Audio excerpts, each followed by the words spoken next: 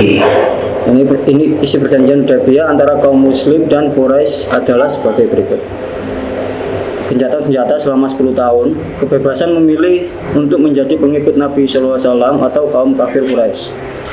Kaum muslim mengembalikan orang Mekah yang menjadi pengikut Nabi Muhammad SAW di Madinah kepada walinya.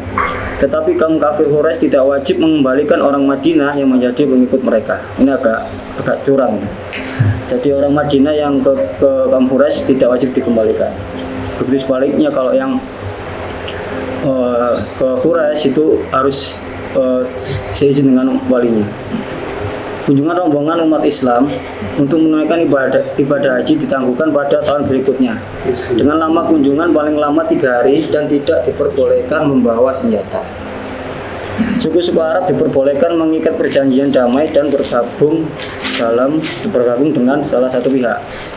Perjanjian diikat atas dasar ketulusan dan kesediaan penuh untuk melaksanakan tanpa penipuan atau penyelewengan. Perjanjian Hudaybiyah membawa banyak manfaat bagi kaum muslim, diantaranya bebas dalam menunaikan agama Islam dan tidak ada teror dari Quraisy. Lanjut selanjutnya, ini ada kaitannya untuk dari perjanjian Hudaybiyah ke bab selanjutnya, yaitu Fathu Makkah. Jadi gambaran umum dari Fathu Makkah adalah bahasa Arab Fathu Makkah menaklukkan kota Mekah. Terjadi pada tahun 630 Masehi, tepatnya pada tanggal 10 Ramadan 8 Hijriah, ketika Nabi Muhammad beserta 10.000 pasukan bergerak dari Madinah menuju Mekah. Kemudian menguasai Mekah secara keseluruhan sekaligus menghancurkan berhala yang ditempatkan di dalam dan sekitar Ka'bah.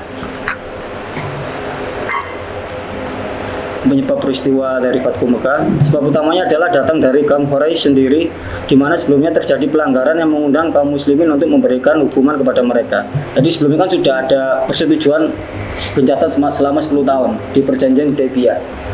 Yaitu belum sampai 10 tahun, kalau nggak salah 2 tahun sudah diingkari sendiri sama kaum Quraisy hingga terjadi peristiwa Fathu Mekah. Orang-orang dari Bani Bakar meminta bantuan personil dan senjata kepada para pemimpin Quraisy guna menyerang orang-orang Bani Khuza'ah yang merupakan sekutu muslim. Kafir Quraisy ikut membantu Bani Bakar, padahal berdasarkan kesepakatan damai dalam perjanjian Hudaybiyah tahun Zulqaidah tahun 6 Hijriah, dalam salah satu klausul disebutkan melarang adanya gencatan selama 10 tahun, itu diingkari. Akhirnya timbul Fathu Mekah ini. Peristiwa Fathu Mekah memiliki beberapa hikmah, diantaranya membuktikan kebenaran akan mengalahkan kebatilan.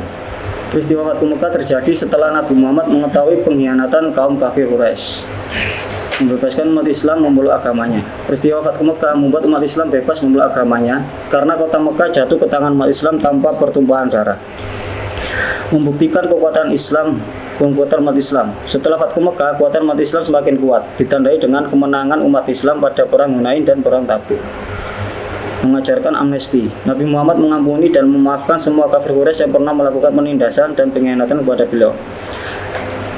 Jadi ada salah satu sahabat atau utusan, saya lupa, dia membocorkan. Jadi waktu ada peristiwa mau datang ke Mekah, Rasulullah bersama para sahabat itu dibocorkan. Bahasanya datang Rasulullah bersama sahabat akan istilahnya itu tadi menggerebek Mekah, yang menyerang Mekah. Di sini diampuni dia. Mengajarkan kesetiaan. Nabi Muhammad sangat serius menaati perjanjian yang dibuatnya dengan sekutu-sekutunya. Mengajarkan kerendahan hati. Nabi Muhammad masuk ke Mekah dengan menundukkan kepala, bersyukur pada Allah dan tanpa mengaku-ngaku menang atau memamerkan keperkasaan. Menandai dimulainya era baru. Peristiwa Fathu Mekah menandai dimulainya era baru dan menunjukkan kepada orang-orang beriman Allah akan mendukung dan membantu Islam.